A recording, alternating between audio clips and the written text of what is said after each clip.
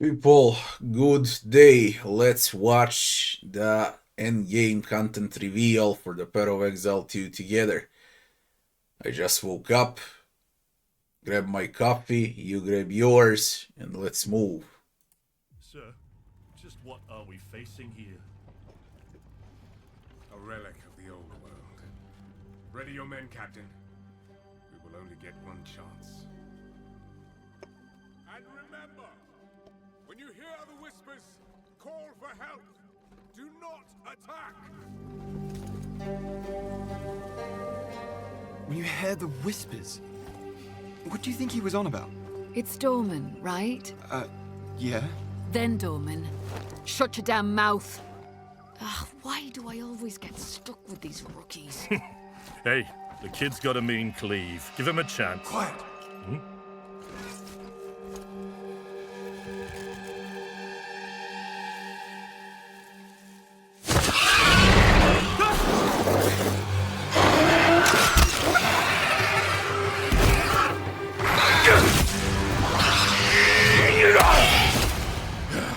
Sullen!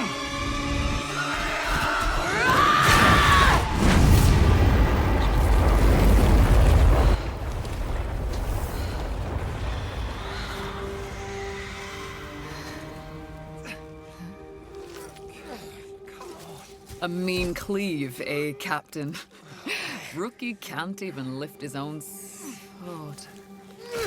Captain Oren? Captain?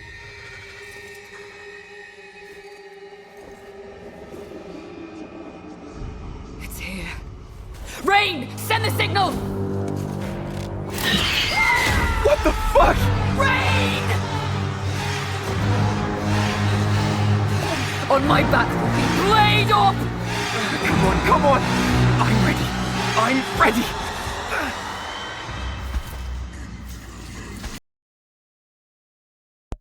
The best back-to-back scene in cinematic history is in Witcher 3, yeah?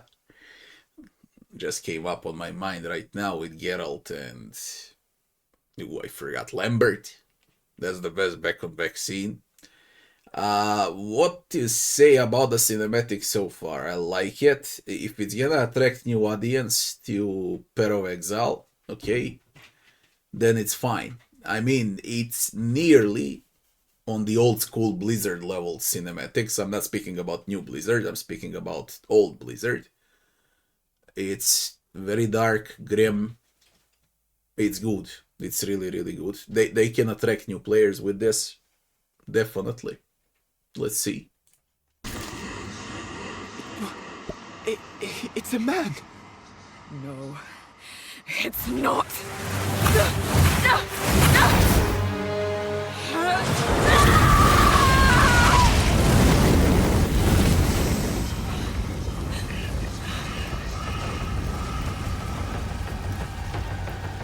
Run!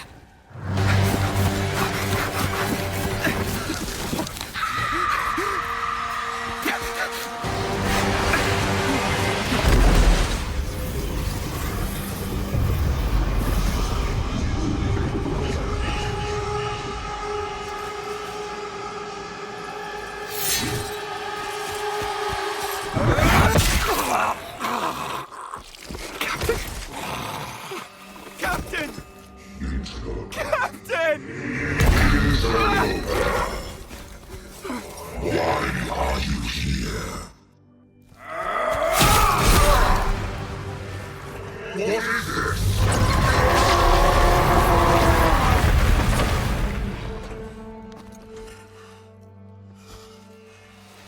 Stop! Humanity isn't ready. On your feet, lad. Sir, the captain, You'll be fine. Here.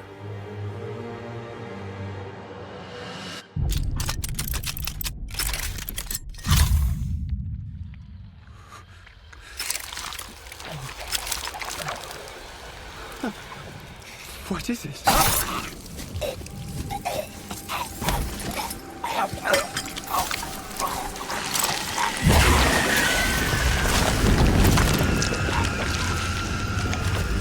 Get the body. Stop. Mortal. It can still be contained. You don't know what you have unleashed. Your kind no longer control this world. We cannot destroy your body, it's true. But you will watch as we destroy everything you have built. Bind him!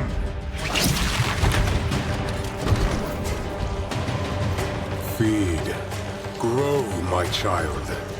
I'll make sure you can eat your fill.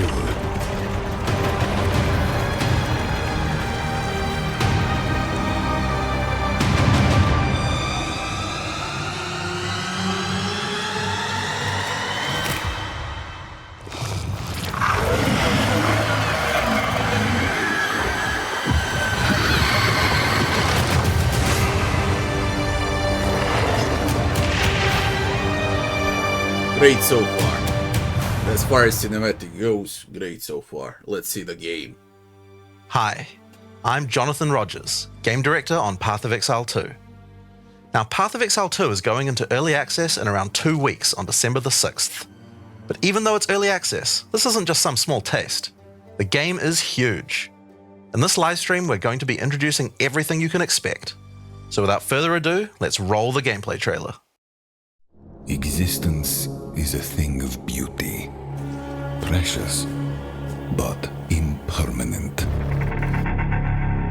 Life and death are mortal enemies, and yet bound to one another. The continuation of life must be protected at all costs. Some have said, my methods are brutal. To this, I say, there can be no salvation without sacrifice.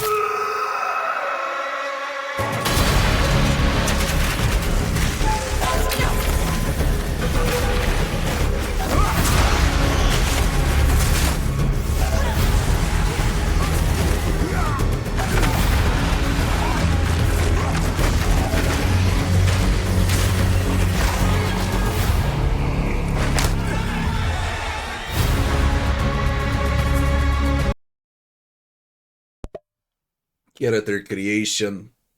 I mean, that moment where they hang is absolutely nuts. I love it.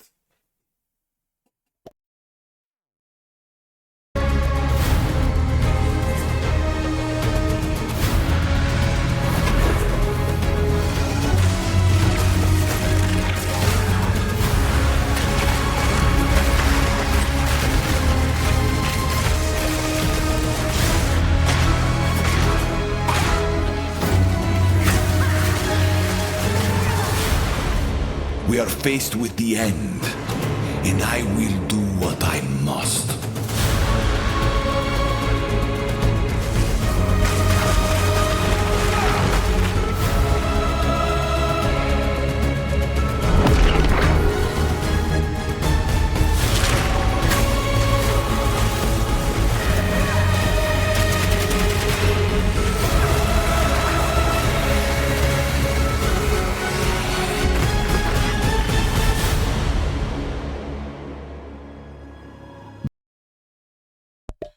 Came up on my mind right now that this Path of Exile 2 trailer so far is probably bigger than all the content in Diablo 4, and this is early access trailer, not even the full game. Full game probably in 2 years from now, you know, the perfect state of the game, season 3, 4, or so on for Path of Exile 2.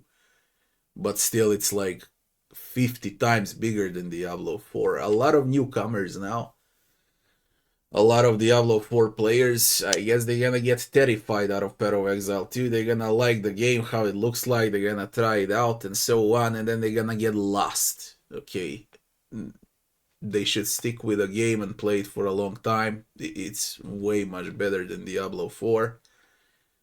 This happens, you know, game like Path of Exile 2 happens once in a lifetime. You don't live forever.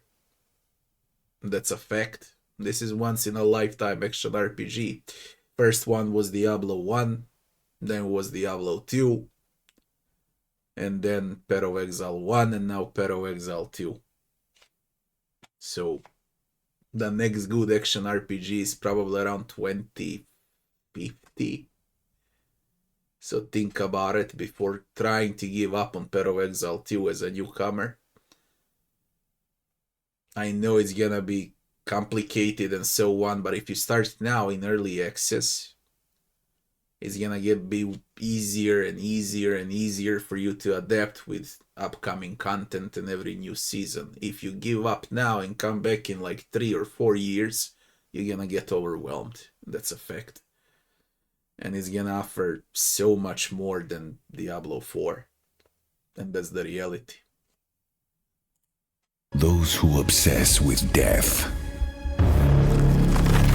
let them soon be acquainted with it.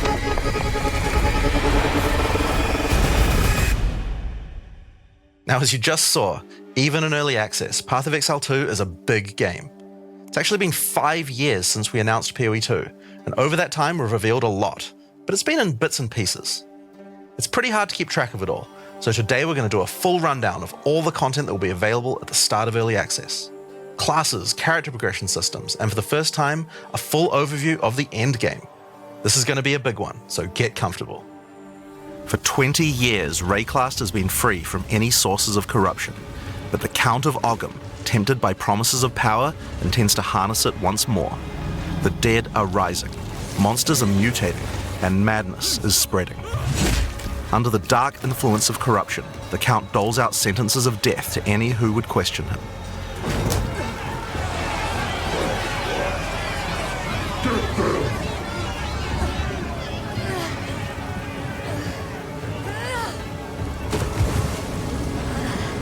And this is where you find yourself at the start of POE2. Explore the dark forests of Ogham, traverse the barren plains of the Vasteri Desert, and delve into the jungle ruins of Utsal, an ancient Vaal city. I'm fine with the first area, I'm fine with the second area, but when I see jungle, okay, it's probably has to do something with Diablo 2 when I was a kid and when I was playing Diablo 2 and the freaking jungle, I always hated it, okay, in Act 3. And I don't like jungles basically in any game, especially in action RPGs, because everything is green, confusing, everything melts together, and so I like dungeon crawling, but still, that's how it is. Challenging monsters, hidden runes, lost camps and treasures, roaming merchants, and of course, unique bosses. No two areas are the same. It falls to you to track down the seed of corruption, the source of all this devastation. On the way, you'll face fearsome monsters, meet strange characters, forge unlikely bonds, and uncover lost civilizations. But first, you'll need to pick a class. Now, early access will initially have 6 classes available. Let's have a look at them. The Monk is a fast and furious melee fighter. He dashes in and out of combat and has mechanics that involve building up and keeping momentum. Like all classes in POE2, you'll want to use a wide variety of skills to mix and match different combos. To get new skills, you will first need to find skill gems. Using a skill gem will open the gem cutting menu, which shows all the active skills available in POE2. You can choose an existing skill to level up, or choose to engrave a new one. Since this is a level 7 skill gem, even if you pick a new skill, it will immediately be level 7, so there's no harm in trying out something new. The Monk primarily uses the quarterstaff. There are 3 schools of martial arts: lightning, ice. Monk is dressed up like a Nazi soldier with a staff, man. But still, I believe I'm gonna skip a Monk. I like it, but I'm gonna skip it. There's probably better classes. And wind. But don't think you have to stick to just one. The best combos are going to involve mixing elements of all 3. Let's try Killing Palm. Like many monk skills, this can be used to quickly take advantage of a specific situation. If there's an enemy on low life, you can use Killing Palm to dash to them and kill them instantly. This will provide a power charge. Then we can use a different skill to consume that power charge for a much more devastating attack. The monk also has powerful combo skills. Tempest Bell, for example, is a skill that places a giant resonating bell. Hitting the bell causes it to ring, dealing damage to all enemies around it. You can also do things like freeze or shock the bell, which will add elemental damage to the strikes. The monk also has a variety of abilities to empower his staff. If an enemy is close to being stunned, you can use Staggering Palm to punch them down. After that, any attack you do will shoot out wind projectiles. There are 21 active skills for quarterstaves, so this just scratches the surface of the options that you have. By endgame, you'll be dashing from pack to pack, spewing projectiles and obliterating screens of enemies with huge combo attacks. Now, if you like a style of melee that's a little slower but hits much harder, then the warrior is for you. He pounds the This is it. Way much better than a monk. Doesn't look like a Netsi as well. ground with big chunky attacks and can shrug off the hits of small enemies with large amounts of armor. Even though the mace slams are slow, you never lose control. Longer attacks can be retargeted as you go, and if you find yourself committed to a long attack, you can dodge roll out of it at any time. Among the skill option for maces, you will find a variety of slams, fire attacks, war cries, and shield skills. Here, I'm going to slam the ground, rending it apart with lines of fire. Any slam skill will then cause these fissures to erupt with lava. I can even run rending and a variety of. Let's see what's back from Path of Exile 1. Earthquake, Bone Shatter. All the cries, war cries, totems. Armor Breaker is new. I don't remember Armor Breaker. There's a shield charge. Perfect Strike is back. Resonating Shield is new. Shield Wall is new. Lip Slam is back. Earth Shatter is back. Sunder is back. Volcanic Fissure is back.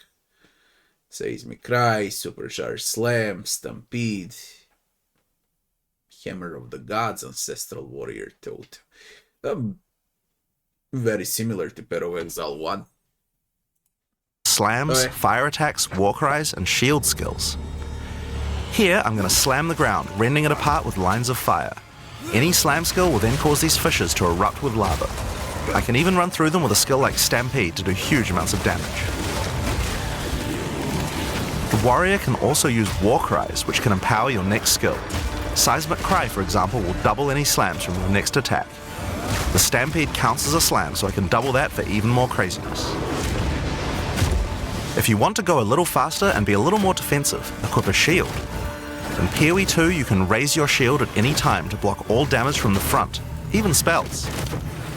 While holding up your shield, your stun meter will build as you take damage, so be careful.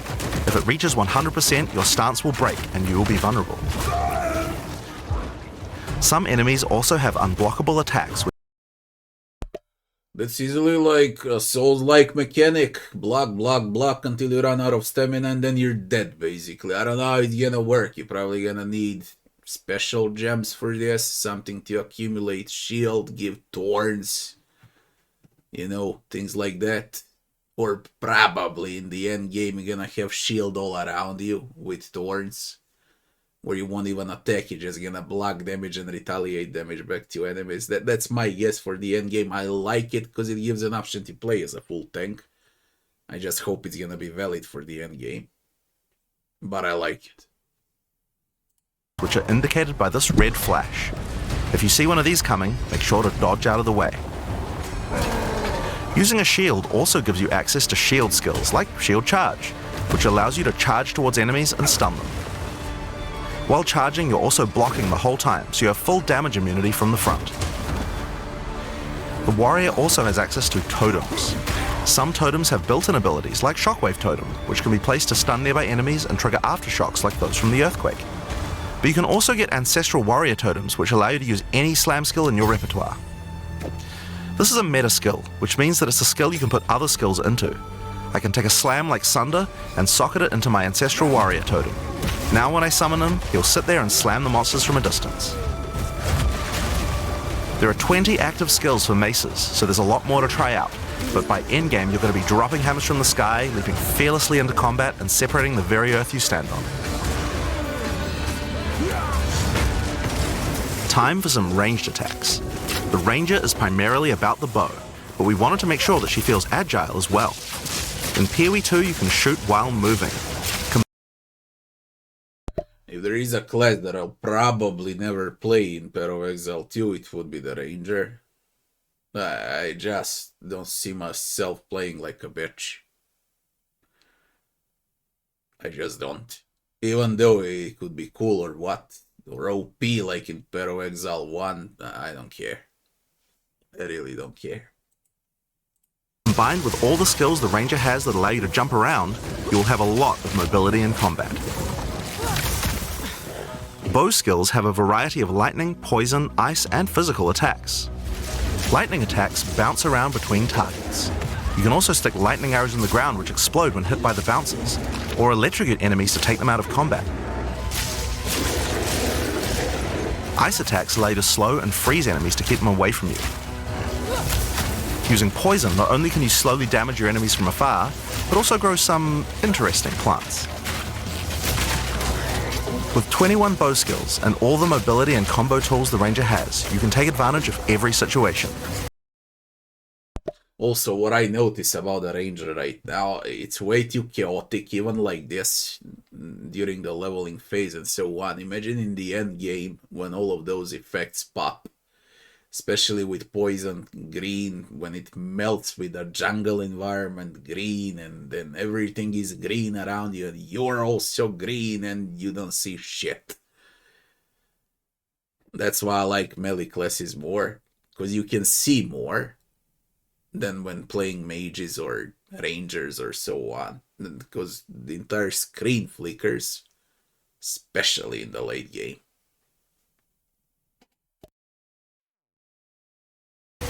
By endgame, you'll be creating hundreds of arrows, be they falling from the sky, bouncing around between enemies, or spraying out of tornadoes. You might have noticed in the bottom left of the screen that the flask slots look a little different. In POE2, you have one dedicated life flask slot and one mana flask slot. Flasks gain charges as you kill enemies, and typically allow you to heal 6 or 7 times if they're full. But that's not the only thing you can use charges for. Charms are a new item type that will automatically defend you from various debuffs or damage types.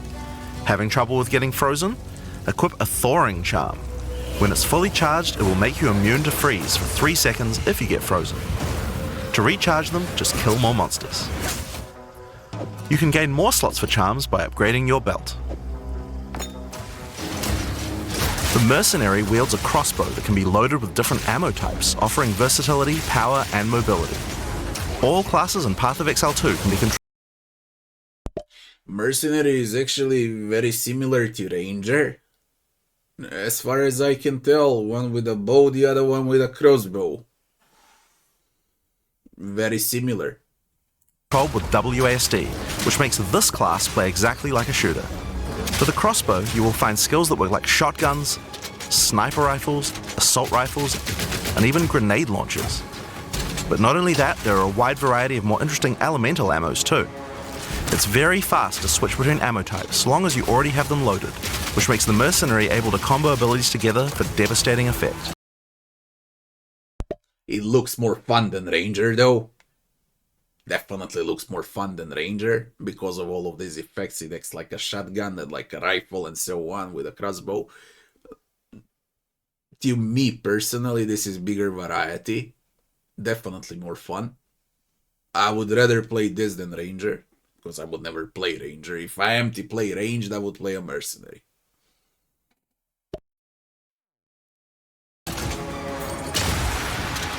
Use Glacial Bolt to create walls of ice to separate enemies, then switch to fragmentation rounds to explode the ice, dealing massive AoE damage. If I come across an And I would exclusively play mercenary like I'm playing Doom, only with a shotgun. I like it. I really like the effect on the shotgun, how it spreads on enemies, and the impact and the sound of it. an armored enemy, I could use armor piercing rounds to break their armor, and then high velocity rounds to take them down. Or perhaps I could fire a gas grenade to poison enemies before detonating the cloud with an explosive shot for massive damage. If you want to call in some suppressing fire, you can summon artillery ballistas. These have a minimum range, so you'll want to prepare your position carefully before moving in. There are 22 active skills for crossbows. By endgame, you'll be calling destruction down from the sky as you litter the battlefield with grenades and pepper your enemies with your automatic shotgun. If you're looking to take a back seat and let your minions do the work, then the witch should be your choice. She can call forth hordes of undead monsters to fight for her while casting powerful chaos spells that... I would like to translate this, especially to new players. What is the witch? That's when you're very lazy, you don't want to click on anything at all, and you summon stuff around you, okay? And your summons are killing while you are walking on a screen.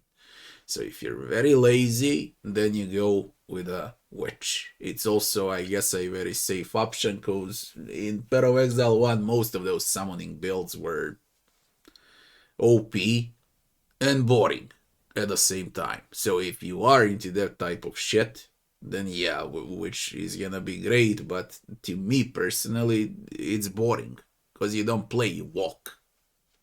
Right? Debilitate her enemies. Occult skills are some of the most varied in the game, with skeletons, noxious spells, specialty minions, curses, and sacrificial magic. Before we talk about minions, we'll have to talk about a new resource in Path of Exile 2 called Spirit. This is a spirit gem, which allows you to pick from a range of persistent skills. All classes have a variety of these skills which can add some very interesting effects, like Arctic Armor, which does cold damage to enemies that hit you, or Raging Spirits, which summon fiery skulls each time you cast a fire spell. For the Witch though, we'll want to be using our spirit to create permanent minions. These minions will be revived automatically when they die, so you don't have to worry about resummoning them all the time. It also has auto summoning, so when I was saying lazy, it was like you need to at least summon them in Path of Exile 2 to use a button, okay? Here it auto summons, so if you're completely lazy, then this is the way to go, definitely not. Here I'm using the skill screen to allocate which minions I would like in my horde. You can see the spirit cost of each one. Skeletal warriors are cheap but weak, useful for tanking damage and distracting enemies. But I want more heavy hitters in my army, so I'm going to unsummon some warriors and instead add skeletal arsonists. Permanent minions come with special active abilities called command skills. You can order these guys to detonate your own minions for even more damage and area of effect. If you want a bigger army, you'll need a scepter. This new weapon type is imbued with even more spirit, allowing you to summon even more friends. And if you want an even bigger army than that, you can take advantage of corpses to summon true hordes of minions. But what can a witch do while her army is at work? Well, she has a range of chaos spells to spread disease amongst your enemies, or bone skills to impale them. Or, you know, you could curse them to make them weaker so your horde can take them down. There are 25 active occult skills. By the endgame, you'll be the leader. But what can a witch do while the minions kill all? Nothing. Have a coffee, go to toilet, wait for them to kill enemies. That's what you can do. Of a fearsome army of the dead, consuming everything in its path. The sorceress bends the elements to her will, using them to unleash devastation on her foes. This classic spellcaster weaves a flurry of elemental magic from afar. The elemental skills have everything you might expect and more. Fireballs, icy explosions, lightning storms, you get the idea. Each spell is unique and has many different ways to build and combo with others, even between different elements. For example, Flame Wall conjures a burning line that not only damages... Even though I heavily dislike mages in games, this is done well. Damage done well. Those animations, okay, on spells and so on, like, shit, it's great. It looks great. And you actually play compared to the witch. enemies, but also empowers all projectiles that pass through it. If you place a wall and fire lightning sparks through it, they'll gain extra fire damage. It's a good idea to take advantage of the ability to automatically swap weapons when you use certain skills. Having a special staff with bonuses to fire skills and another with bonuses to lightning skills can really power up a combo like this. The sorceress can also take advantage of powerful trigger gems. For example, you could grab the Cast and Ignite gem and use it with Firestorm. As you ignite enemies, a counter will go up in the top left corner. When it's full, a Firestorm will automatically be cast at the enemy that was ignited. There are 25 active elemental skills. By endgame, you'll be firing off projectiles left and right as you rain down elemental storms on your foes. Now, those are the characters that will be available at the start of early access, but we will be adding 6 more character classes with just as many skills and options as these. There's a lot more to come. There's one more important thing to mention. The problem is, we don't know when. And as I said, it can easily be 2026. And that's the main problem. 6 more classes and God knows how much more content and so on. But also God knows when. Mention about skills. Even though we talk about them as belong to each class, in reality there are no restrictions. You can use all these skills on any class so long as you have the attributes. For example, a poison ranger might want to try out using occult curses to increase her poison damage, or a monk might want to trigger elemental ice walls to use with his glacial cascade combo. The possibilities for cross. They gave multi-classing. In other words, when you play, I don't know, as a warrior, and if there is a skill that's gonna reduce armor of enemies on some other class, or better to say a skill gem that's dedicated to some other class, if you have enough attributes, you can use it, reduce enemies resists, and then whack them with physical, for example, or some other element, it doesn't matter. Cross-class combos are practically unlimited. We're looking forward to what kind of things you guys might find. Now, Path of Exile is a game known for build customization, and we haven't even scratched the surface of what is possible yet. So let's talk about support gems. Path of Exile 2 has a system of support gems that can be combined with your active skills to dramatically change the way they work.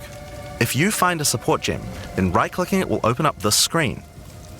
Here you will find a variety of recommended support gems for each of your skills that you can pick between. For example, this is a multiple projectiles support gem and can be used to add multiple projectiles to any skill. Normally when you fire a grenade it'll look like this. But if we add multiple projectiles, then you get 3 of them. Once you have the gem, you can also freely move it between any of the skills on your character.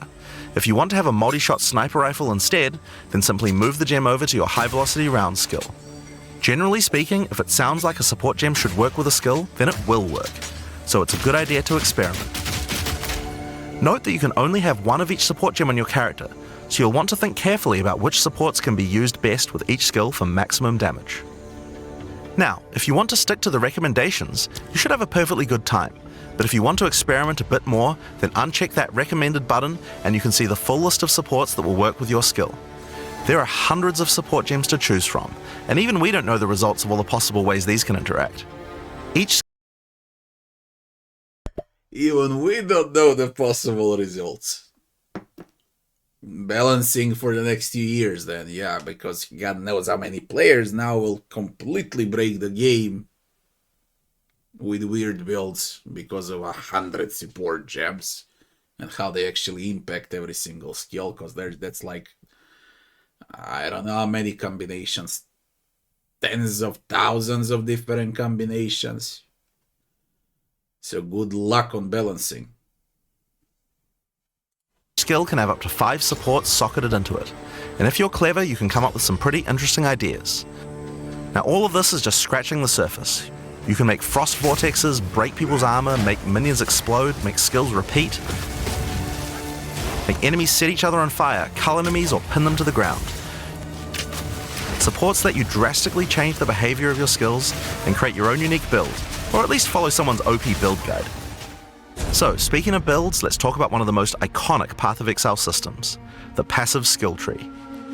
Yes, it's huge. There are over 1,500 nodes on there. Now, a lot of people open the tree and can get a little intimidated at first, but try not to be scared.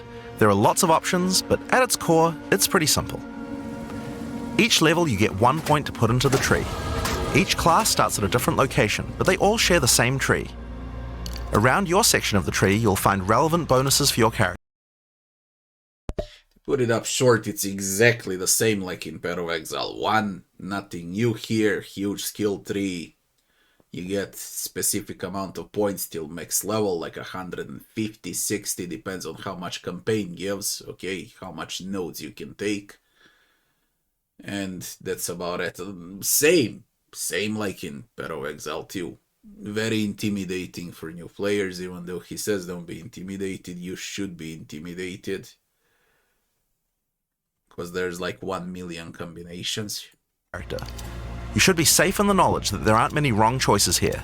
Almost all the starting nodes will be useful for your character in some way.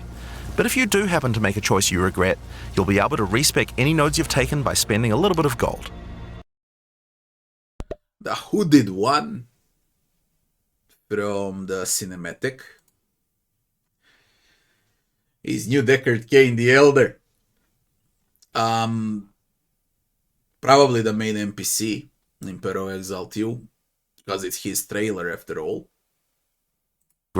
You'll be able to identify items. That's Deckard Cain the Elder. respec any nodes you've taken by spending a little bit of gold.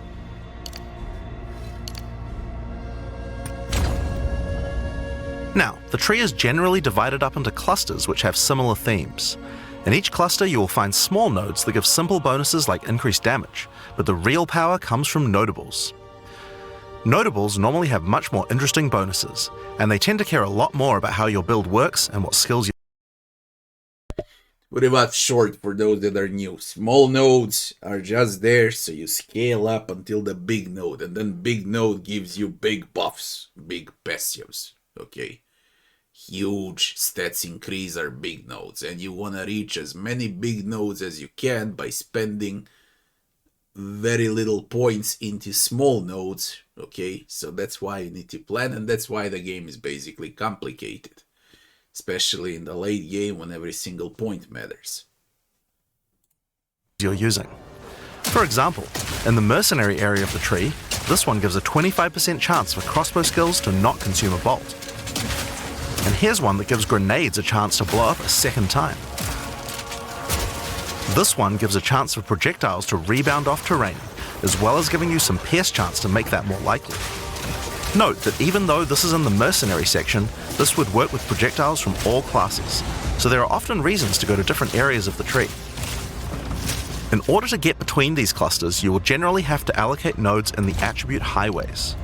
Attribute nodes allow you to pick which attribute you would like to use, so it's very easy to get points for any attribute that your gear might need. You can change which attribute these nodes give you for half price at the respec vendor. In addition to notables, you will also find even larger passives called keystones. Keystones have both an upside and a downside, and often require changing your entire build to design around them. A great example is Giant's Blood, which allows you to wield two-hand weapons in a single hand, but doubles the attribute requirements of them. You can use a two-hand mace with a shield, or even dual wield them. This is the best shit that I've seen so far. Wield a two-handed weapon in one hand, double the requirements for it. Definitely the best thing that I've seen so far. And to me personally, this is amazing for the warrior. It offers so many possibilities. Or how about Mind Over Matter, which makes all damage go to your mana pool first before your life pool, but you lose 50% of your mana regen. Skills like these can be tough to build around, but if you're up for the challenge, they can be very rewarding. As we showed you earlier on the Sorceress, you can swap between weapon sets on the fly as you use certain skills. One of the new features in Path of Exile 2's passive tree is that you can choose to have your passive tree change as you switch between weapon sets to take advantage of specific bonuses on the tree. For the Sorceress, you might want to change between fire and lightning specialization. Or you could switch between one hand and a two-hand setup in order to be able to block boss attacks while following up with heavy hits from your bigger mace. Or perhaps you could have a full curse setup on your witch to debuff enemies before... This is a great option, because in Path of Exile 1 this wasn't available. Definitely now you have two different skill trees, okay, and you need to switch weapons while playing, which is great. You use more buttons, you strategize more. Yeah. It also makes the game more complicated to play with, but it's really really a good change. I love it because it makes sense out of the sets now when you switch. For switching to a Chaos Degen build for maximum damage. If you want to stick with just one weapon set, you can just use these specialization points as bonus points to invest however you like, but creative players will find plenty of opportunities with this system. You can get weapon specialization points throughout the campaign from optional bosses and quests. For example, if I manage to defeat the Crowbell, I'll get a weapon specialization book. There are lots of other permanent boosts available from a world map, how it looks like. Act 1 to Act 6. We only have 3 acts in early access.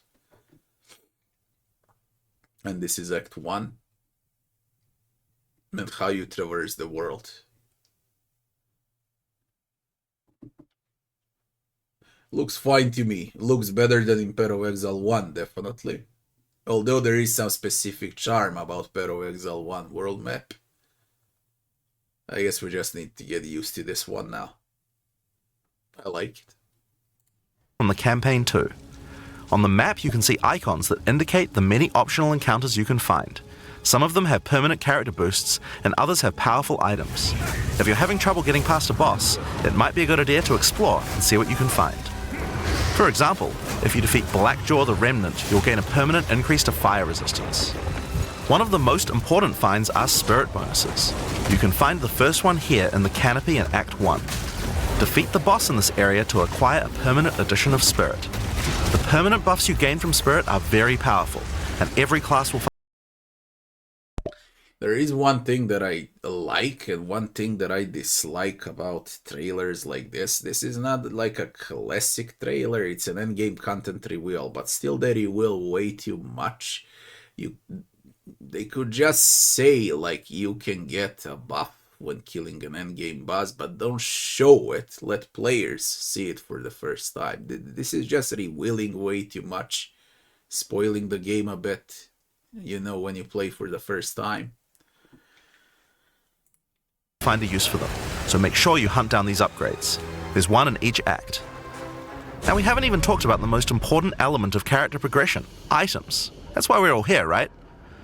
Items in Path of Exile can be broken down into 4 rarity groups: normal, magic, rare, and unique. One of the things you're going to want to do as you play through the campaign is upgrade the items you find, and you can do that with currency items. An Orb of Transmutation will allow you to upgrade a normal item to a magic item with 1 mod. You can then apply an Orb of Augmentation to add a second mod, then use a Regal Orb to add a third mod, and upgrade it to a rare. Finally, you can use some Exalted Orbs to add more mods to. Exactly the same like in Path of Exile 1. Exactly the same. Nothing changed as far as currencies go and how they impact the items. Your rare to a total of 6 mods. One of the things we think is really important is to make these options available to use as you play. All the items that add mods are much more common than they were in Path of Exile 1, so that you can use them throughout your campaign playthrough. We want you to find things on the ground that can be crafted into upgrades much more frequently. As well as making the drop rates on these items much more common, you can also get them by disenchanting unwanted gear at the magic item vendor. If you disenchant magic items, you can build up to an Orb of Transmutation, and by disenchanting rares, you can build up to Regal Orbs. Another important area of crafting items in POE2 is sockets. Some items you find will have sockets that can have Ezomite runes placed in them that add more mods to the item. If I insert this Glacial rune into my helmet, it will give extra cold resistance. This is a great way to solve problems that you have with your build, like resistances or damage. If you find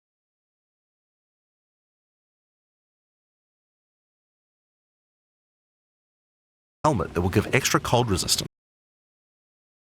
This is a huge change, sockets for items, because now in Path of Exile 1, sockets were used for skill gems, and you were putting up skill gems into weapons, armor, helmets, and so on. Now you get them through a skill tree, through a completely different system, and for the sockets, now you actually gain some benefits, okay, with different socketables.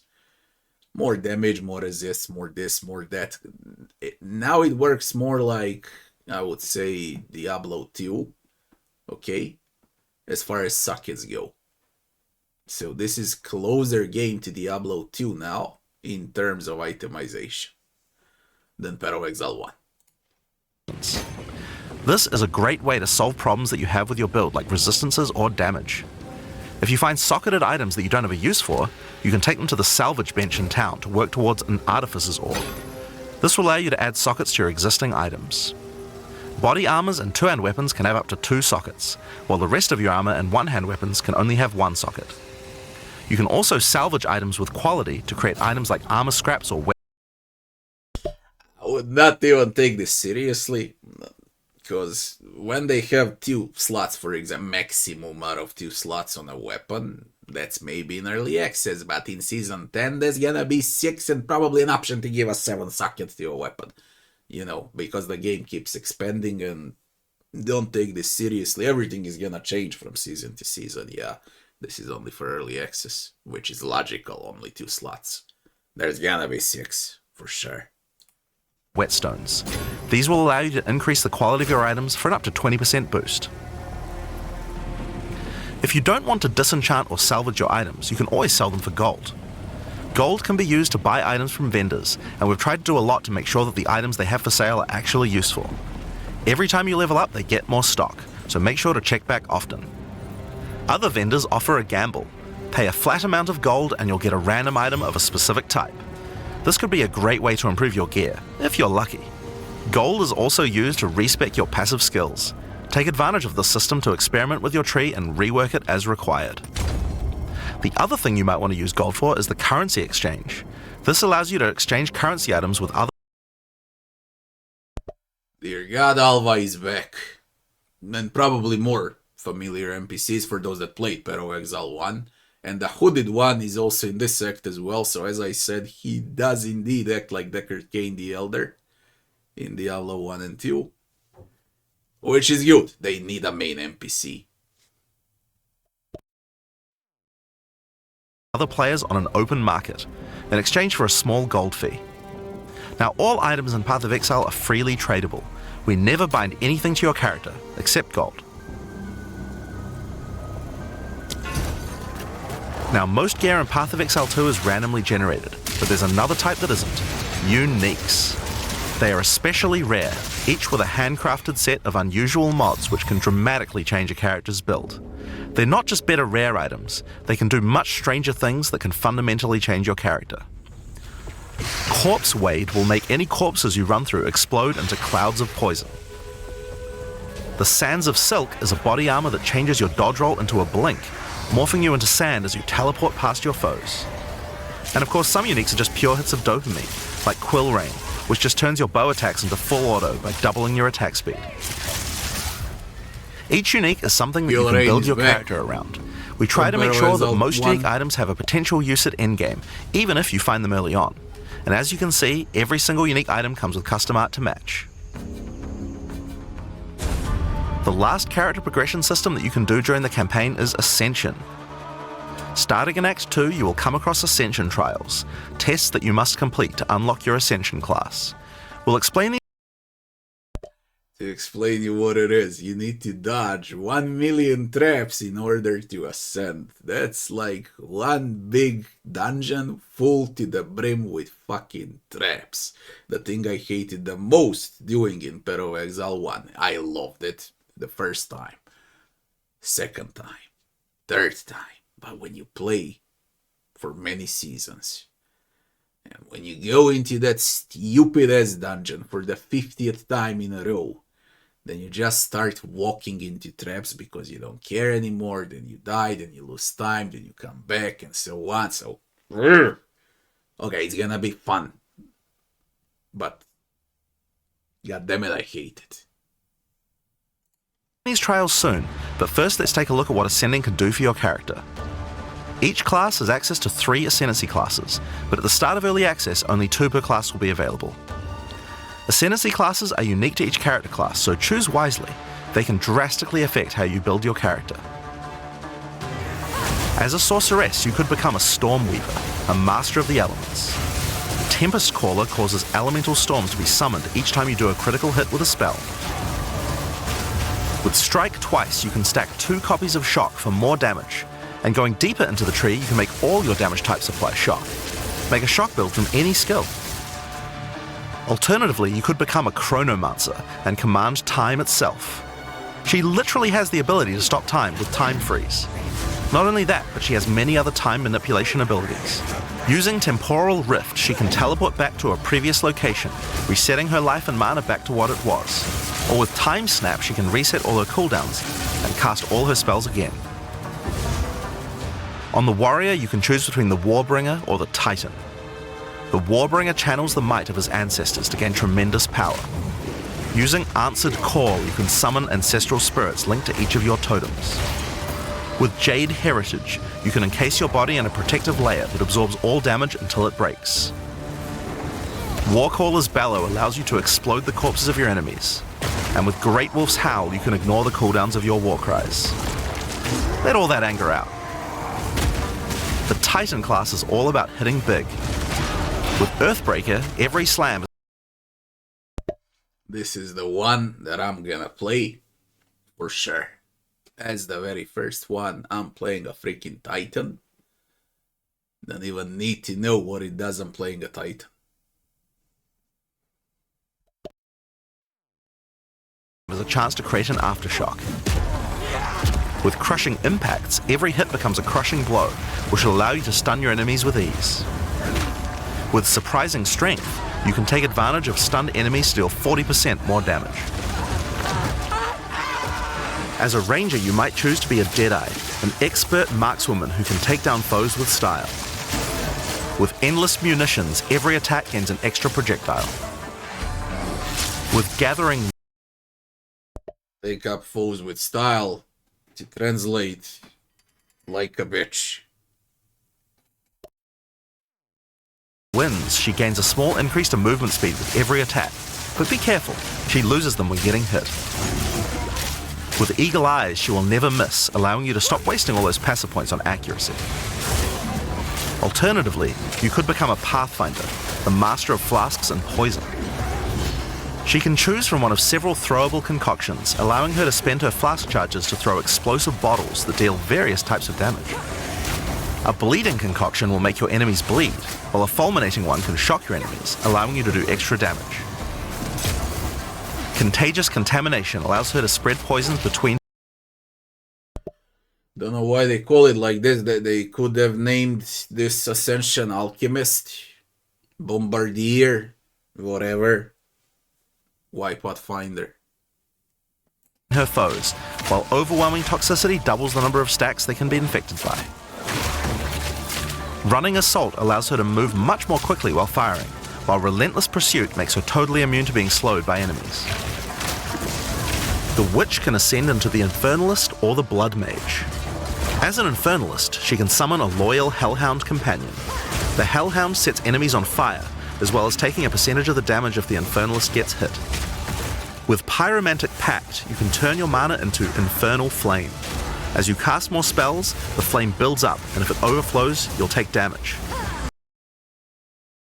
This is so fucking cool. I don't have words for it. Even though I heavily dislike squishies, wizards, orcs, and so on, it's cool. Really cool. I love it. Nice. Using Bringer of Flame, you'll want to make sure you keep the flames topped up. While your Infernal Flame is above 30%, all damage from you and your minions will ignite enemies. She can also transform into a literal demon. While in demon form, she takes an increasing amount of damage, but her cast speed and damage increase rapidly as well. So if you're planning on transforming into a demon, make sure you stack a lot of life recovery. She can also become a Blood Mage, a master of life and energy. All Blood Mages must pay the price of making skills cost life as well as mana, but in exchange, every monster they kill will drop life remnants, which allow them to quickly gain back that life. With Crimson Power, she can gain large amounts of extra life, and with Vitality Siphon, she can use her spells to leech life back as well. Once you've got a significant amount of life, you can use Gore Spike to make your critical hits deal incredible amounts of damage. A monk who is in tune with the elements might become an Invoker. With Elemental Expression, the Invoker will create waves of elemental power each time he does a critical strike. With Faith as a choice, you gain the ability to meditate, allowing you to double your energy shield. Choose between I am the Blizzard or I am the Thunder to specialize in cold or lightning. And I Shall Rage will allow you to turn into an unbound avatar. Each time you apply a status ailment to an enemy, you gain Unbound Fury. When you have enough, transform into an avatar to deal way more damage and inflict even more elemental ailments. Some monks choose to reach into the darkness instead. The Acolyte of Chayula can exchange their mastery of spirit for darkness, a resource that can be utilized to both absorb and deal damage. The Shroud of Darkness will protect you from all damage incoming, but if you take Grasp of the Void, you will deal extra chaos damage from all the darkness you have. Their Dark Pact offers greatly increased resistances to chaos damage and can allow their mana leech to not only happen instantly, but apply to their energy shield as well. Another node you can take is Waking Dream, which allows you to see into the domain of the Breach Demons. There you will see the Flames of Chayula that can be taken to gain life, mana, and damage. The Mercenary has a job to do, but which job suits you? You might choose to become a Witch Hunter. The Doomslayer. Obsessive Rituals will give you a sorcery ward, allowing you to defend yourself against elemental hits in exchange for less defense against attacks.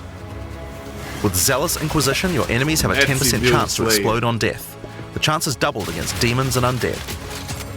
With Judge, Jury, and Executioner, your initial hit against enemies can deal up to 30% of their life and damage, if you're lucky. This is great for hunting powerful bosses. And with Witchbane, you can break your enemy's concentration, preventing them from casting spells as often as they would usually do. You could also choose to become a Gemling Legionnaire, enhancing your abilities by embedding gems directly in your flesh. Integrated Efficiency will give you extra skill slots. Thermatological Infusion gives you extra maximum resistances as you sock up more and more support gems. Adaptive Capability allows you to use any color of gem without worrying about attributes, while Crystalline Potential adds extra quality bonuses to every gem socketed into your character. So those are the Ascendancy classes for the start of Early Access, but one thing we haven't talked about yet is how you ascend in the first place. Ascension in Path of Exile 2 requires completion of one of the Great Trials, which you'll find as you progress through the campaign. Each one is associated with one of the major cultures of Rayclast. Located in the Vasteri Plains are the Maraketh, a culture of rich tales and brutal traditions, who must do whatever it takes to survive in the desert. The highest position in Maraketh culture is a Sekima, and it is not a title given freely. All aspirants must complete the Trial of the Sekimas, a grueling gauntlet that will test their strength, will, cunning, and patience. To enter, a warrior of the Maraketh must prove their worth by trapping the soul of a djinn in a coin, and you are no different. Once you have earned your coin, it may be placed on the relic altar to begin the trial.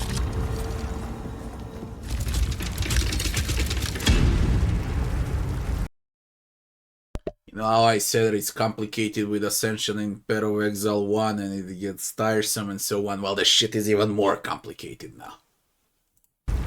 In the Trial of the Sekimas, each room has its own challenges to overcome. In this room, each rare monster you kill will send its blood to the chalice in the center of the room. Once the chalice is filled, you will be able to proceed. While fighting monsters in the trial, you will need to be very careful. Each hit will not only hurt you, but will damage your honor.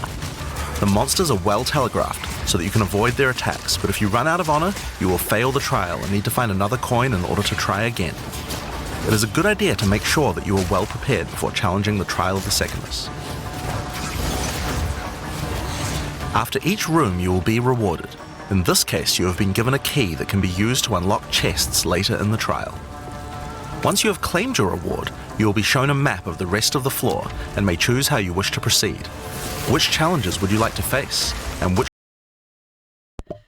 The season in Path of Exile 1 was like this, okay? I forgot the name of the season, but exactly the same like this. Only what they did now, they created an Ascension out of it. It was only there for loot in Path of Exile 1. This concept of Ascension is brand new. So basically it combined the Labyrinth with one of the seasons from Path of Exile 1 and they created a new Ascension in Path of Exile 2. It's complicated as fuck. Which rewards do you want to claim?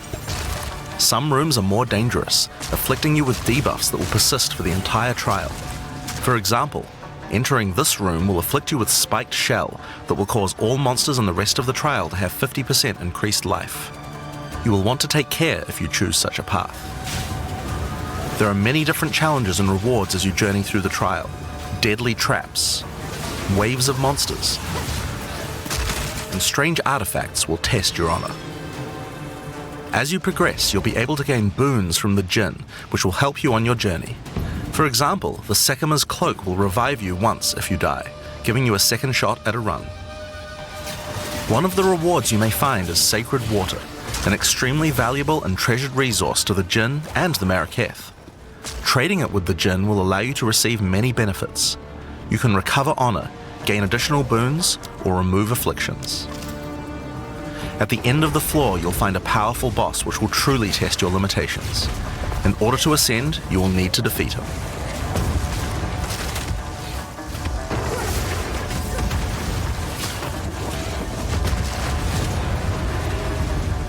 Having defeated the boss, you've earned the right to ascend. But first, the loot. The keys you have found may be used to open the various treasures in the vault at the end of the floor.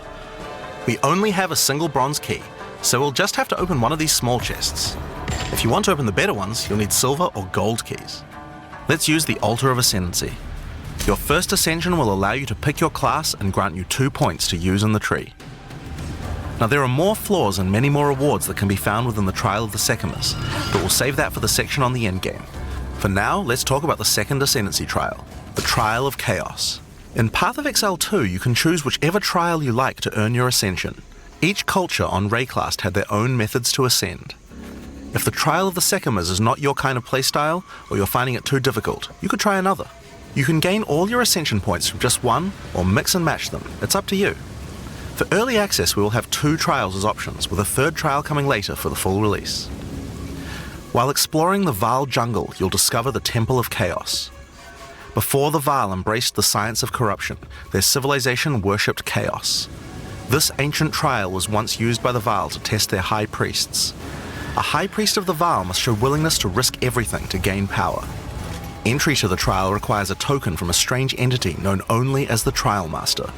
For those in which he sees potential, he shall inscribe an ultimatum. Ultimatum, man. Many have All attempted the these trials in seasons search from of Path greatness. Exile Most 1 have are now perished. here for the Will you be able to Ascendancy defy in the Path of odds? Exile 2. Before you begin each chamber, the Finally, Trial Master yes. will offer you a It reward offers and a variety. choice.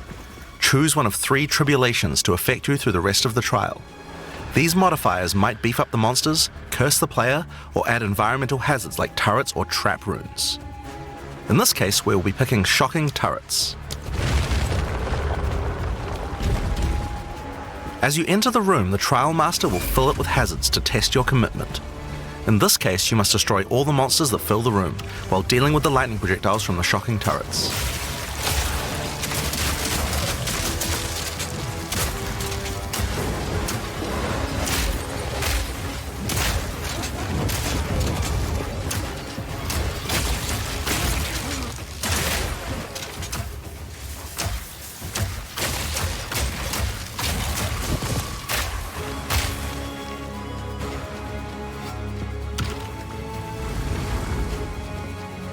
After each room, you will need to make a choice. Take the rewards you have earned so far, or go double or nothing. Increase your rewards, but take on more risk. Each tribulation you add is minor on its own, but they quickly stack on top of each other and can become overwhelming. There are many types of chambers in the trial. Each will test your resolve in different ways. This one simply requires you survive for a certain amount of time. Another requires you to escort the stone idol through the level as elevators full of monsters descend to attack you. Should you be able to get through the first 3 chambers, you will face your first boss. The order of the bosses is random, and combined with the tribulations you have selected, the fight will never feel the same. Tons of bosses they already spoiled. After defeating the boss, you may claim your rewards. Of course there are the items, but you also gain the right to ascend. If you already did the Trial of the Sekimas, then you can claim 2 more points to add to your Ascendancy class. Now it's possible to go much deeper. There are more bosses, rewards, and risks to take, but we'll talk more about that when we get to Endgame. So how about we talk about that now? So far we've only been showing you footage from the campaign, but some people would argue that the endgame is where the game truly begins. Something that happens almost every time a new action RPG launches is people saying, there isn't enough endgame content.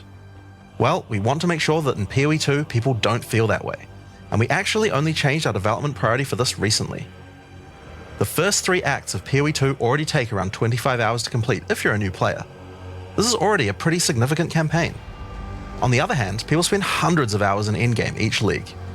We realized that finishing the rest of the campaign for early access was actually a bad idea. Instead of having acts 4 to 6 in early access, we could concentrate on endgame and make that great. For new players, a 25-hour campaign is already a huge game with lots of content, but for existing action RPG players, what you mostly care about is all the endgame challenges to overcome.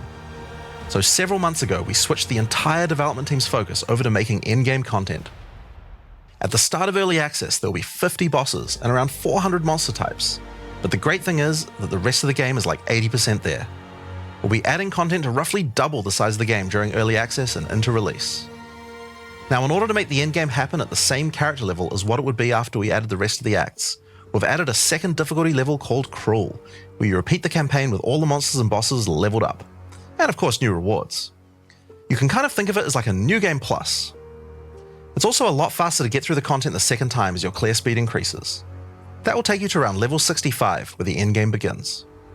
Once we add the remaining 3 acts, we'll be removing Cruel difficulty, so you'll progress straight from the end of Act 6 to endgame. But what is the endgame? To explain that, I'll hand over to Mark. He can tell you all about it.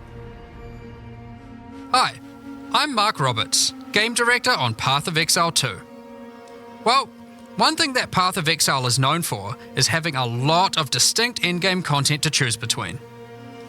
Each endgame mechanic needs to have its own progression system, areas, bosses, rewards, and player power that can only be gained from that content. We are going to be adding a lot more over time, but for Path of Exile 2 we decided to start with 7 distinct systems you can progress through.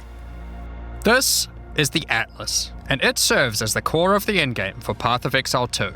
It's infinite and expands in all directions. This is Heroes of Might and Magic 3, 4. It looks like Heroes of Might and Magic 4. Now, we are not going to spoil the plot too much here, but corruption from the beast has blighted the land, and your objective is to help fight it. In the center of the Atlas you will find the Ziggurat, a temple in which the Vaal research the fundamentals of space and time. Here we can open portals to nearby locations and begin cleansing corruption and finding resources. In order to power the portal device, we will need waystones. Each waystone has a tier which will determine the level of the monsters that you will face. To go to an area, simply click one that is adjacent to an area that you have already completed. Insert the waystone and click Traverse. Portals will open, allowing you and your party to travel to the area you have selected. All the areas in the endgame feel distinct from the locations in the campaign, and we have dialed the randomization up to 11. The monster packs you will face in each map are totally random, and the combination of them can lead to some very interesting combat situations. There are over 400 monster types in early access, and they have a lot of varied and interesting abilities. Depending on which combinations you face, you might find some serious challenges. In order to cleanse the corruption from the area, you will need to defeat all the powerful rare and unique enemies in it. Once you have done that, the area will be marked as completed and you will be able to travel past it to progress deeper into the world. If you die, then the map can no longer be run, and you will have to find another way around to get to the areas behind it. There are also all kinds of other random encounters you might run into as you play maps. One such encounter are precursor artifacts. These are ancient, corrupting monuments that irradiate the monsters around them. The monsters that feed off the corruption are drawn to their power. If you defeat the monsters and cleanse the artifact, you will get a powerful temporary buff. Some of the buffs make you faster, others rain lightning or fire around you, and There's only one thing I'm worried about right now, and no one is speaking about it. I'm worried about game performance. I'm worrying about the extreme heat my PC is gonna produce while playing this. Because I doubt it's gonna be stable. I can even see through this video that it's not stable non-stop. some even give you increased experience or help you find better items. You can also find strong boxes. These enigmatic chests guard piles of treasure, but are always a trap. Monsters lie in wait to attack you the moment you open it, and the boxes often have mechanisms to unleash powerful spells or dangerous debuffs. There are different types of strong boxes containing different items, and you can even use your currency items to craft them on the fly, so you can optimize the content. But be careful of opening one you can't handle.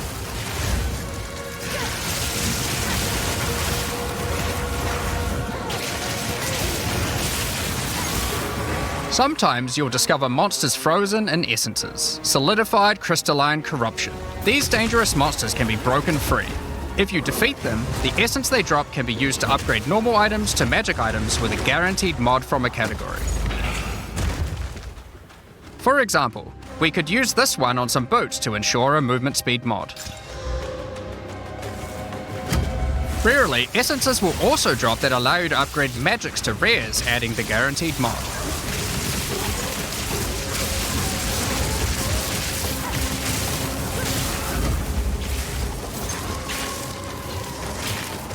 This is incredibly powerful, since it allows you to get a second deterministic mod in your crafting projects. Combining these with the currencies that are commonly found in Rayclast for modifying items, and we can get a very nice pair of boots indeed. Waystones, like all items, can also be crafted using your currency items. Adding prefix mods will improve the rewards, while suffix mods increase danger. The more dangerous a map is, the more waystones will drop. Adding mods to your waystones is key to progressing to higher tiers and sustaining them, but it will require you to take on larger challenges. There are a variety of factors you'll have to consider when crafting your waystones. Some maps will have higher density, some lower, some have more magic and rare chests, or monsters, some are more linear and others more open. Make sure you explore and think about what makes certain maps good if you want to maximize your returns. As you cleanse corruption from higher and higher tiers of the Atlas, you will gain points that you can spend in the Atlas tree. This tree allows you to juice the danger and rewards of all areas in the endgame. You could increase the number of monsters, the number of rares, the number of precursor artifacts or strongboxes, even the quantity of item drops. As you explore the endgame world map, you'll notice various different biomes, from snow-capped mountains to dense jungle valleys. Most maps are restricted to certain biomes. As you continue to explore deeper into the Atlas, there are all sorts of things to discover. These cities are constructed by different peoples of Rayclast, and have specific items that can be found there. These strange structures marked on the map don't appear to do anything for now. Perhaps you'll work out how to use them later. You might find unique maps like Untainted Paradise, an undisturbed island full of beasts that give an extreme amount of experience. You may even find a lonely man just enjoying his retirement who will give you a unique item for free. In addition, you can find special areas that would make a good spot to set up camp. Clear these areas of their hostile inhabitants, and you'll be able to claim them as your own hideout. You can decorate your hideout as you see fit and invite various NPCs to join you there to create your own personal base of operations.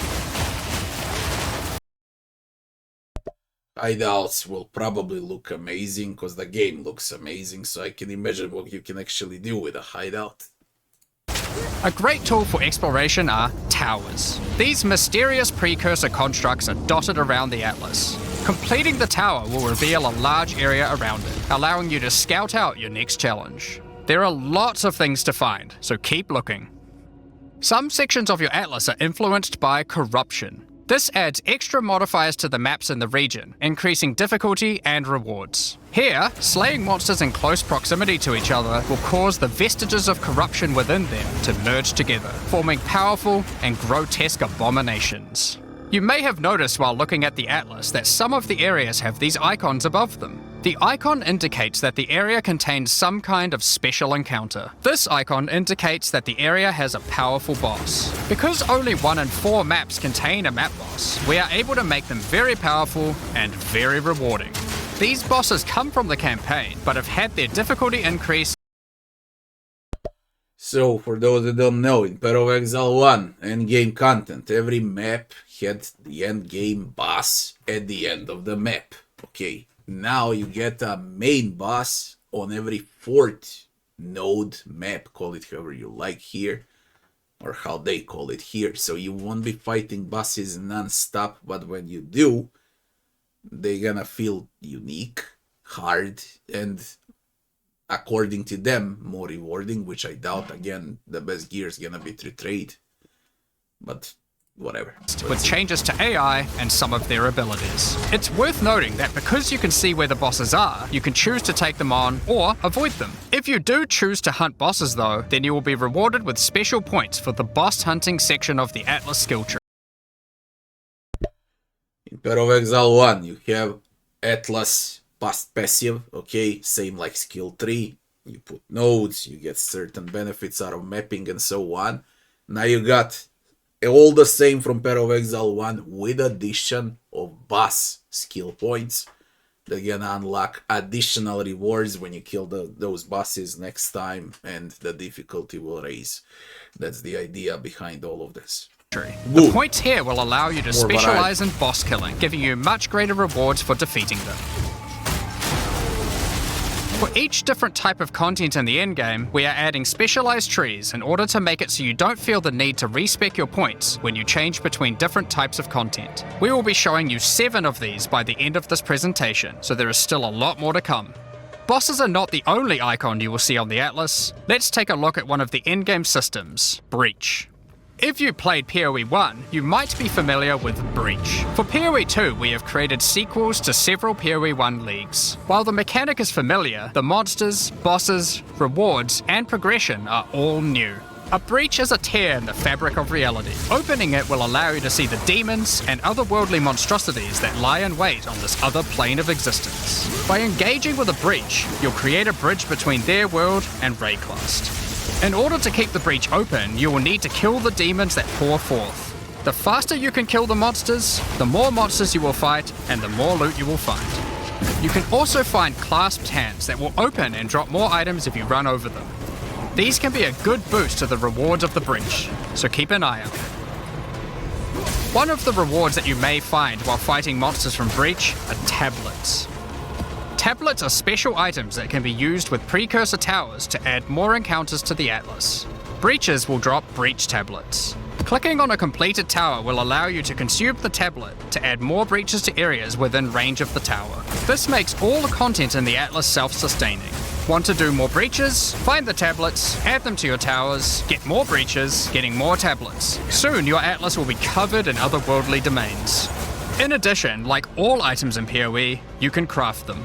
Use your currency to add mods to your tablets, allowing you to upgrade all the breaches in range. Tablets can have up to 2 mods. These mods do things like adding extra rare monsters, extra clasped hands, or even monster density of breaches, allowing you to keep them open longer. Often, you will find multiple towers near to each other with overlapping areas of effect. This can allow you to rarely juice the mechanic by stacking the mods from multiple tablets. In your fight to hold the breach demons at bay, you may want to use the powers of their world against them. Each endgame mechanic always has player power that can only be gained from that mechanic, and Breach is no different. In Breach you will find catalysts, items that can increase the quality of rings and amulets by improving specific mobs. You can also find Breach Rings, a special base type that can have its quality improved by catalysts up to 50%. In this case, you could create a ring with around 170 life. Breach Rings can become some of the strongest rings in the game, giving you some good motivation to face the demon hordes. In addition, each endgame mechanic needs to have a pinnacle endgame encounter. While killing breach monsters, you may find breach splinters. Collect enough of these and you'll be able to create a breach stone. Using a Vaal technology called the Realm Gate, you can use your breach stone to access their domain and bring the fight to them. In this twisted domain, you will find nothing but a single massive breach. Triggering it will reveal hordes of breach inhabitants.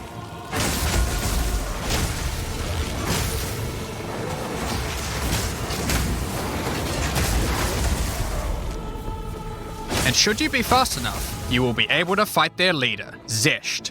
We that are one. We that dreamed. We in nightmare. We that are one. Fate relies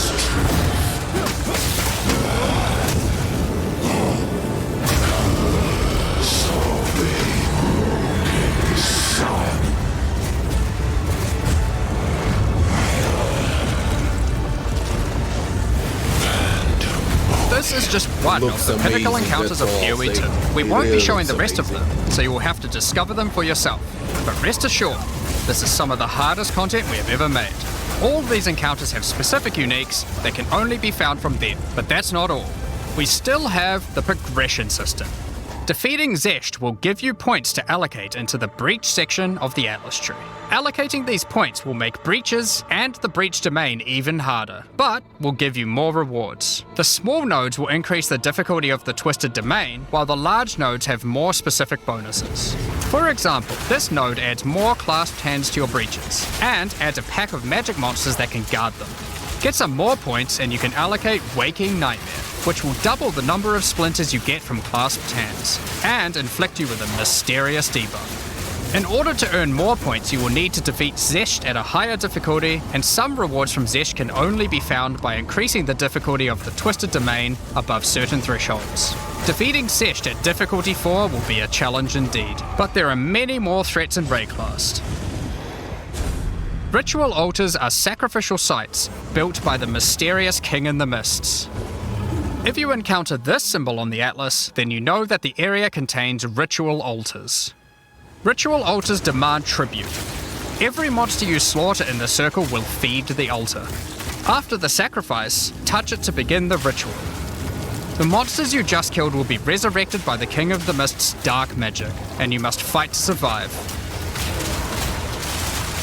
The tribute you have offered to the altar can be spent to buy powerful items, but they can be expensive. To gain more tribute, you will want to find more altars. Each successive ritual you do within an area will spawn the monsters revived by the previous ones, in addition to the ones you sacrifice next. So we got a bridge back, we got ultimatum back, now it's part of the ascension. We got altars back, we got those chests back. Ritual, where's heist? I hope to see new heist. It's probably gonna be part of some season once the game is done, because that's the biggest highlight of the game, at least for me. In Path of Exile 1, heist was amazing, so I would love to see heist 2 for Path of Exile 2. By the end of an area, you will be fighting a truly imposing number of foes, but will have a significant amount of tribute to spend. One of the rewards you can buy with tribute are omens. These are special items that allow for meta crafting. Crafting items that affect other crafting items. Have an item with good prefixes but bad suffixes? This omen will help you to remove the mod you don't want, while keeping the ones you do. There are a bunch more of these with different New players, what does this mean? Craft, you craft on a crafting item for craft, you craft on craft you work, and then you craft more to craft, so you get a bigger craft. I hope you understood me. There's a lot of crafting. different effects, but we will leave them for you to discover. Now don't forget that Ritual will also drop tablets, which can be used to specialize into getting more rituals. If you want to get to the pinnacle boss of Ritual, then you will probably want to use them. They can also be crafted to grant mods, making your rituals more rewarding. The pinnacle encounter of Ritual is the King in the Mists. Feared by the Azmeri people, he is said to have brought eternal darkness to the Wildwood. We won't show the encounter, but just like Breach, there are a range of unique items you can get for defeating him, and you will gain points in the Ritual section of the Atlas tree. Some maps have been touched by insanity. A mysterious entity has taken a special interest in you. Step through the looking glass and you will find your nightmares coming to life. When you touch a mirror, the mists of delirium will spread out across the area, infecting your mind. You must stay within the mist to maintain the nightmare, which is as profitable as it is terrifying. Everything you kill will increase the rewards that drop. However, the deeper into the mist you travel, the stronger the monsters are. Be careful not to overstay your welcome. Rare and unique enemies will become vessels for terrifying demons, who will manifest out of them to unleash powerful attacks on you. The mist also offers a strange crafting material, distilled emotions. By combining these emotions, you are able to instill your amulet with a notable from the passive skill tree. This is like gaining an extra passive point for free, attached to your gear. They are also particularly great because you don't have to traverse the tree to get them, allowing you to get off-class bonuses that would normally be much harder to get. Distilled emotions can also be used to instill your endgame maps, applying Delirious to them and adding additional difficulty and rewards, allowing you to further juice your endgame maps. The tablets you can find from Deliria can be used to further improve it, increase pack size, make the fog dissipate slower, or improve your progress towards the pinnacle encounter of Delirium. Speaking of which, every now and then you will find simulacrum splinters. The mysterious entity will create strange encounters based on warped versions of your own memories. Monsters and simulacrums come in waves that get progressively more difficult. You will receive loot at the end of each wave, and you will have to make the decision to leave now or continue on, facing up against even tougher foes from the mist. The bosses you will face as you get deeper into a simulacrum are truly terrifying. If you can complete a simulacrum, you will gain points for the Delirium section of the Atlas. Big arena, wave after wave. Next up, we have Expedition. Occasionally, while clearing corruption, you will encounter these Kalguran settlers. The Kalgurans have discovered ancient burial sites with lost Verisium artifacts, and they want you to help dig them up with explosives. There's a lot of Kalgurans have endgame marked content the locations for the where the early relics can be access. found. Really a Place lot. explosives as best you can to dig up as many as possible. There is just one problem. Corruption has brought the corpses of their ancestors to life, so you might have to do a little cleanup before you can reclaim the artifacts.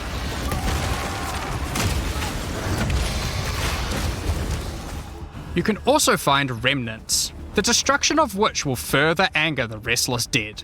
Each one you blow up will make the subsequent monsters more powerful, but also more rewarding. Danig, Rog, Tujin, and Gwenin will exchange the artifacts for useful items and runic magic. You can also find tablets to increase the number of expeditions and the rewards. This one increases the radius of explosives, while this one increases the number of remnants you will find. Eventually, you might discover a logbook. These are special maps full of buried treasure and relics, essentially one giant dig site.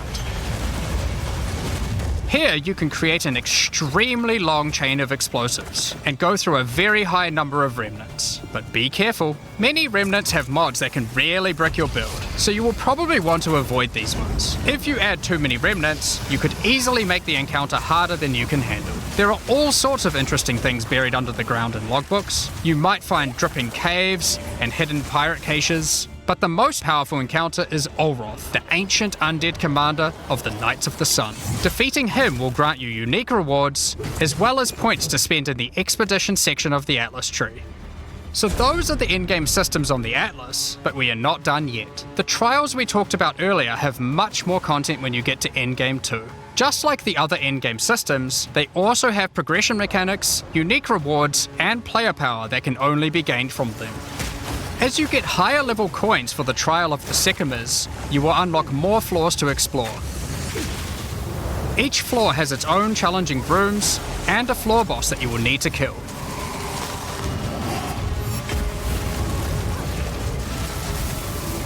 There are 4 floors in total, leading to another pinnacle boss at the end of the last floor, which can only be accessed at endgame. The Trial of the Sycamores is where you'll find jewels, which you can socket into your tree. These are like passives that you can craft with your currency items. They can be really powerful as they allow you to stack modifiers that may not be easily accessible on the tree normally. This jewel gives lightning damage and shock chance, for example. There are quite a few jewel sockets on the tree, so it's possible to gain a lot of power here. There are also other types of jewels that don't provide any bonuses themselves, but affect other passives surrounding them. This jewel increases the effect of small nodes and radius by 25%. With careful placement in the tree, you could get a significant amount of power from it. There are also unique jewels available with very interesting effects, but you will have to find those for yourself. In order to push further into the trial and uncover the secrets of the Maraketh, you will want to take advantage of its progression system, relics. Relics are items that can be placed in the relic altar as you start the trial. They give special bonuses that affect the trial, making it easier and increasing its rewards. Of course, you can craft these with your currency items, making them even stronger. If you can complete the entire trial overcoming all 4 floors, the final boss will reward you with one of many unique relics. These relics will be consumed when used on your next run, but can reward you with unique and powerful items. For example, this is the Last Flame. If you use it, you will have only 1 honor for the entire trial, so you will need to do a completely hitless run. The Trial of Chaos also extends into the endgame. As you gain This is a bit nuts, completely hitless run in an action RPG, where you get to fight hundreds and thousands of enemies per run with those relics. Yes, if you play ranged character, how the fuck would you go with a hitless run when you play a warrior or any other melee class, a monk or whatever? How the hell you get a hitless run? You gotta get hit. I hope they're gonna think about this a bit. gain inscribed ultimatums of higher and higher levels, the number of chambers that you can go through increases. In true Val style, this allows you to take even more risks for even more rewards. At endgame, you can progress through up to 10 chambers with 3 bosses on a single run. Stacking 10 tribulations on top of each other will make this a significant challenge, but it's worth it. The Trial Master will tempt you with items of the Val Empire, such as Val Orbs. Val Orbs are powerful crafting items that corrupt your gear with random, mysterious outcomes. Corruption prevents an item from being modified further, so it has to be the last step of your craft, but it's also the most impactful one. For example, if you use one on your body armor, it might add a new powerful enchantment, or it might re-roll up to half of its modifiers. Val Orbs also have the ability to add a socket, allowing you to bypass the normal restriction of how many sockets an item can have. A body armor could get up to 3 sockets this way, allowing for a significant number of mods. Val Orbs can even modify uniques. Adding enchantments or sockets to uniques can make them incredibly powerful, but there is a good chance that you will break them as well. The Trial Master will also occasionally offer you soul cores. Originally formed by Chaos, the Val sought to replicate. For those that don't know, those that are new, you rack up a Val and item has like 50% chance to get ruined or get better. And in other words, what they try to say here, it's a slot machine. A whore slot machine. That's what you're doing, you're gambling every time with Val Orbs. Soul cores through human sacrifice rituals and blood magic to power their civilization. Soul cores are powerful socketable items, with mods that cannot be obtained from regular runes. Like all endgame content, there is of course a pinnacle boss. The final chamber will drop keys to this mysterious door. Some say this is where the Trial Master himself resides. Perhaps you are willing to take the risk to find out. Had enough yet? Because there is still just one more thing. The most difficult content in Path of Exile 2. While mapping, you might come across this fortress that has emerged from underground, surrounded by an enormous maze riddled with danger. Is the maze preventing something from getting in, or something getting out?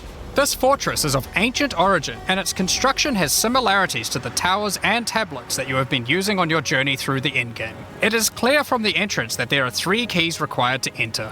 Local factions are vying for access to the fortress in order to seize the power they believe will be inside. Each of the faction's leaders have managed to get their hands on one of the keys, so you will need to defeat them. Each faction is led by an Uber-Act boss. You can see one of them inhabiting the city, but in order to fight him, you will first need to defeat their 2 lieutenants in the adjacent zones. Be careful. If you fail against either of the lieutenants, or to kill the leader, they will move on, and you will need to find them again.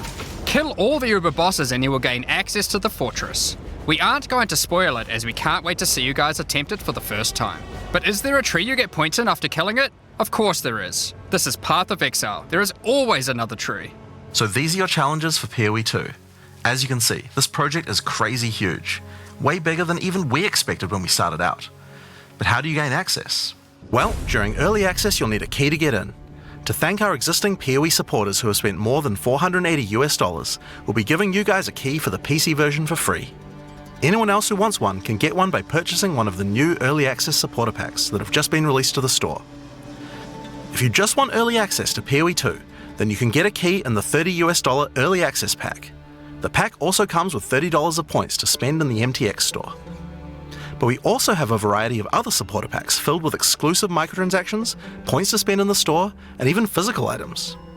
The cosmetics can be used right now in PoE 1 and in Path of Exile 2 when early access starts. Most of this footage has been recorded in Path of Exile 1, since that's where you can use them immediately. The Lord of Ogham supporter pack contains a cosmetic armor set befitting of the Count of Ogham himself. There is also a matching back attachment which has an alternate variant depicting the influence of corruption. Also in this pack you can find a portal formed of the rusted armor of the fallen soldiers in the Red Vale of Ogham, and the offspring of a vicious crowbell boss found in the hunting grounds. This one doesn't look so vicious though.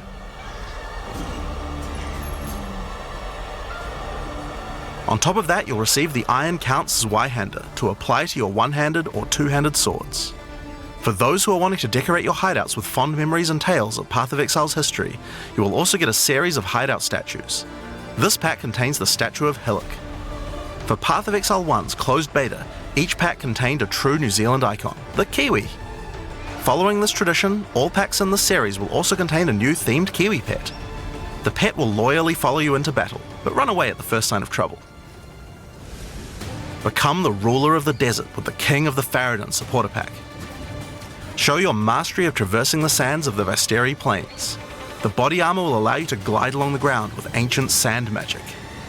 Now each armor set comes with body armor, boots, gloves and helmet, but the boots are covered in sand.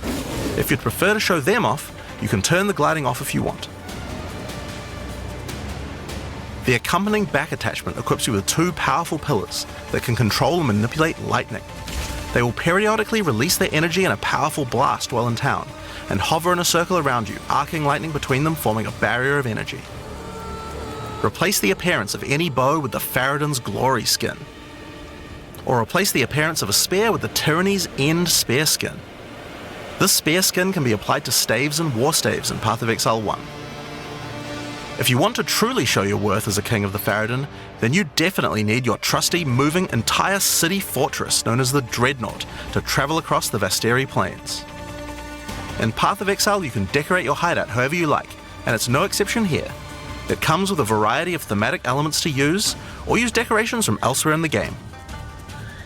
Additionally, you will get the Deshret's Blessing level up effect, the King of the Farad'n Kiwi pet, and last but not least, a statue depicting the Vaal Oversoul from Path of Exile 1. For those who don't know how supporter packs work, each pack comes with all of the cosmetics from the previous tier, so you'll get all the items from the Lord of Ogham supporter pack as well. The Thaumaturge of the Vaal supporter pack features an armor set and back attachment themed around the Vaal and their pursuit of science and progress. You can find the Soul Core weapon effect in this pack, which causes thaumaturgic energy harnessed from sacrifice to spill from your weapon. This pack also contains Doryani's Idol. It replaces the default appearance of any foci to an ancient relic once used by Doryani, and this can be applied to shields in Path of Exile 1. That's not the only Vaal weapon you'll find. It also contains the Wand of the Thaumaturge skin, and the Royal Sacrifice Dagger skin. You wouldn't think to put sacrificial gems on a Kiwi, but the Vaal did. Thaumaturge of the Vaal supporters will receive the Thaumaturge of the Vaal Kiwi pet, and the Statue of Dominus. This is also the first pack in the series with a physical item. When purchasing this pack, you'll receive a Path of Exile 2 logo t-shirt, but if you don't want one, you can opt out and return for additional points to spend in the store. Becoming a Warlord of the Karui supporter will grant you an armor set and back attachment adorned in jade carvings and iridescent feathers resembling Pawa, enough to even impress the ancestral gods, specifically Tukohama, the Karui god of war. A glass mosaic suspended in divine power. Set up your base of operations in the Beacon of Salvation hideout. Why restrict yourself to just one island when you can liberate more? The Beacon of Salvation hideout can use the Divinity Scepter skin. It's in Rayclass' exciting journey of Path of Exile 2's development. And finally, Path of Exile has a tradition of letting the community participate in designing game features. For Path of Exile 2, we'll be adding the Twilight Order Foil Reliquary. By becoming a Liberator of Rayclass supporter, once Path of Exile 2 is released, you will be able to select any unique item you have found and be able to drop it from the Reliquary. Once players have submitted their items, keys to the Reliquary will start dropping, and other players will be able to find foil versions of uniques that you have submitted along with a message for the lucky player. The more players submit the same unique, the more chances there will be for the Reliquary to drop them, so choose wisely. Now almost all of these items are available to use in POE1 right now. There are a few exceptions where the item class clearly doesn't exist, such as crossbows or flails. And there are also a few microtransactions on weapon types that are unavailable in POE2 at the start of early access. Once classes that use those weapon types are added, those microtransactions will be available to use. If you can't decide which supporter pack to choose yet, you can always start with the early access supporter pack that just includes a key and some points to spend in the store. Then you can upgrade to any of the following tiers at a later date. These supporter packs will be available for purchase throughout early access. So, I'll be very brief, then short. My final impressions about everything, as far as Path of Exile 2 goes. Path of Exile 2 is definitely the game of the year. Even though it's early access, it's bigger than all other games during 2024 combined. It's gonna offer more hours than all games released in 2024 combined. That's the reality. This is a also shorter game than Path of Exile 1. It has less content, which is logical. Yeah, because Path of Exile 1 is how many years old and this is brand new. So this is like, in the amount of content, I would say it's around 40% of the total content from Path of Exile 1. So this is a much shorter than Path of Exile 1. But it looks better. And it has new content. And it has far better graphics and so on. So it looks amazing. This is also a Diablo 4 killer, murderer, destroyer. Diablo's forefather, grandfather, call it however you like. Path of Exile 2, not only that is the game of the year, I would say it's game of the decade. I don't see a game during this decade or until the end of this decade, that is if we survive this decade, I don't see a game that's even close to Path of Exile 2 that can actually compete with Path of Exile 2. This is enormous, and it is the biggest release in this decade. The downsides, it's way too complicated. It's gonna terrify a lot of new players, and you should be terrified, but better to start it now in early access and learn the game than to start the game 2 years from now and get completely overwhelmed by additional 10 seasons. And by like, if it's now 40% of the content from Path of Exile 1, imagine how it's gonna look like on 140%. So better start it now. Or if you don't want to start it now, I would say you should never even start the game in like 2 or 3 years from now, because you're really gonna get stumped with the amount of content and you're gonna get lost. So to all of the new players that are considering playing the game, start it now. Also, a big warning: if you start the game and you like the game and you get into the game, you probably won't need any other game in your life, because you'll only have time to play Path of Exile 2. That's how the game is. This is a life-consuming monster. Like literally a life-consuming monster. So there is a huge warning there. It's addictive. It's a game slot machine, only way much better than the actual gambling. And you know what gambling provides, what kind of addiction it provides. This is worse. Way much worse. Will I play? Yes, I will. But I have self-control. I know when to stop. So I'll play for a few months and then I'll stop playing. Then I'll come back in like 2 years or so to test out the new content, because I'm very familiar with Path of Exile and how it works and so on. It won't be a big problem for me. But for the new players, I told you what are the pros and cons of the game. If you have free time, if you really want a game to play and you don't want to switch to other games, then Path of Exile 2 is perfect. This is definitely the game of the decade. And it's by far the best game of this year, even though it's in early access. That's all I have to say about it. I'm excited, I really am. And I'll be seeing you on December 6th when we're gonna play Path of Exile 2. As always, thanks for watching. And I'll be seeing you on the next one.